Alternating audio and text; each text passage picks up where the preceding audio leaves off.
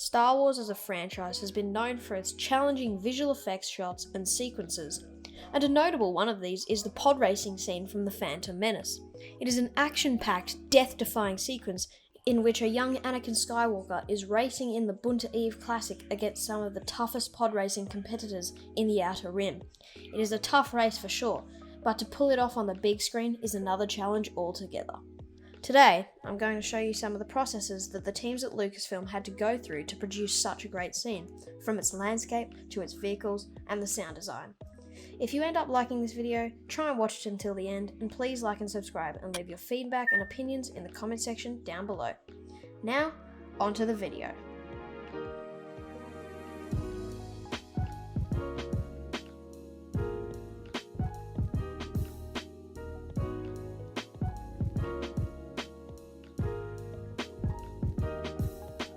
Before I explain how the visual effects team and producers managed to pull off this amazing scene, we need to understand what the challenges for making the sequence are and understand the computing power of the time.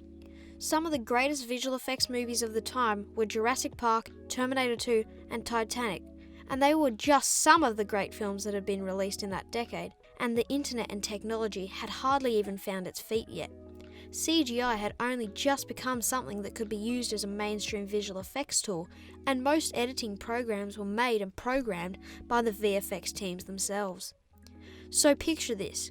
Your computer is the size of a large microwave, and you have a highly limited set of tools to create one of the fastest and most ambitious sci-fi race scenes to ever hit cinemas.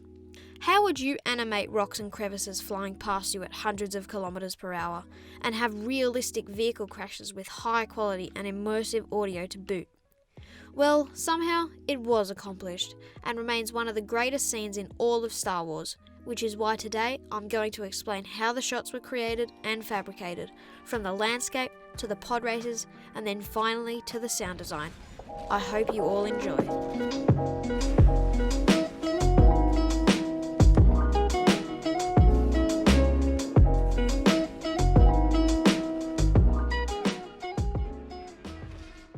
The Bunta Eve Classic is full of unique areas, from caves to tight corridors to wide open stretches, and to making vehicles move past those areas at such high speeds is a tough challenge.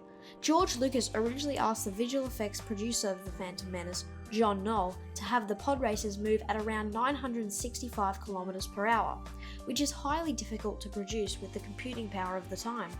But how did they do it? Well, they could have gone full CGI, but it would have been too unrealistic according to the effects team, so they went for a newer technique in the field called projection mapping. Now, a channel by the name of Tinkernut has a great video on the topic of projection mapping, and I'll link it below. But essentially, it's taking multiple 2D images of an object and then placing them together over a 3D one. This was done thousands of times for individual rocks, but in the end presented a landscape that looks great even today.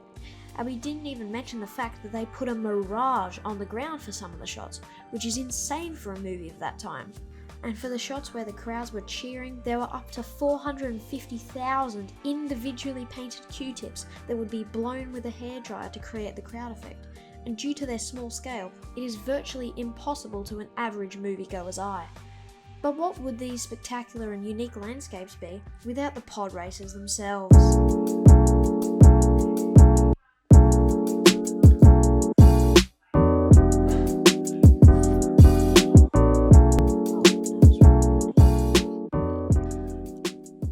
The pod races are one of the coolest vehicles of the Phantom Menace film, with their unique design being inspired from Formula One race cars and other vehicles of the time, while also having their own unique Star Wars flair that Lucasfilm brought to their vehicles in the prequels and original trilogy.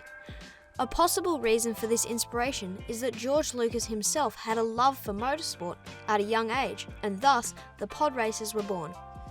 Each vehicle was built to fit their rider's personality and feel, with Sebulba's racer being large and using bright and aggressive colours, while a more passive participant, such as Gasgano, whose racer uses much more neutral colours, would have a more peaceful vehicle.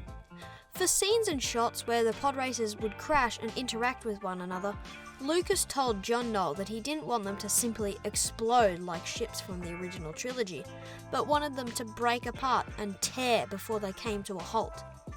When Knoll and his effects team were told this, they looked back to their Formula One inspiration, taking and breaking apart shots of real F1 car crashes and paying close attention to the way it continues to roll and break apart until its kinetic motion runs out. This led the team to present way more convincing and realistic crashes than anything in prior Star Wars films. These heavy and impact-based crashes had massive weight and feel behind them, but without anything to hear alongside it, the race would seem blank and dull. So how did the sound design play a role in the Boonta Eve Classic?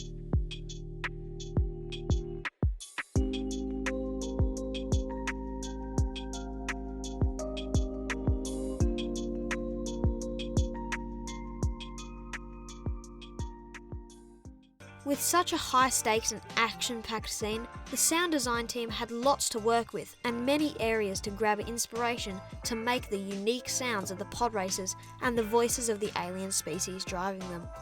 The sounds of both Anakin and Sebulba's racer also reflect the different personalities of the person behind the wheel, or handles in this case. Sebulba's pod was more aggressive and powerful, while Anakin's was light yet speedy. So different vehicle sounds were added for each. Sebulba's being based on a Ferrari, and Anakin's being a Porsche. But they didn't just use car noises. This is a sci-fi trilogy after all. Combinations of razors, jet engines, rocket launchers, and believe it or not, electric toothbrushes were also used to create the mechanical and motorized feel of the immersive pods. And with the amazing sounds produced, we could only wait for what was to come in the next films.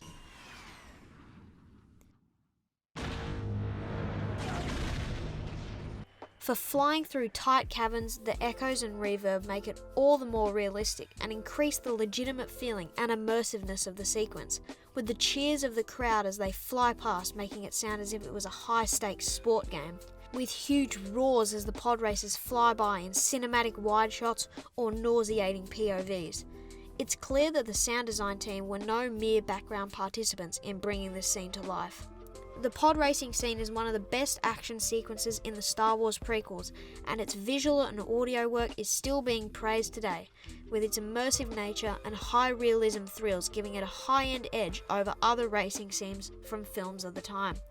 The range of effects from miniatures to projection mapping to putting mirages on fully digital landscapes are just some of the many breakthroughs the scene and movie produced. John Knoll and his team managed to produce a masterpiece for the time and for years to come. Thank you all for watching my video, and if you made it to the end, consider leaving a like or subscribe and share it with your friends. I'll see you all in the next one. Goodbye.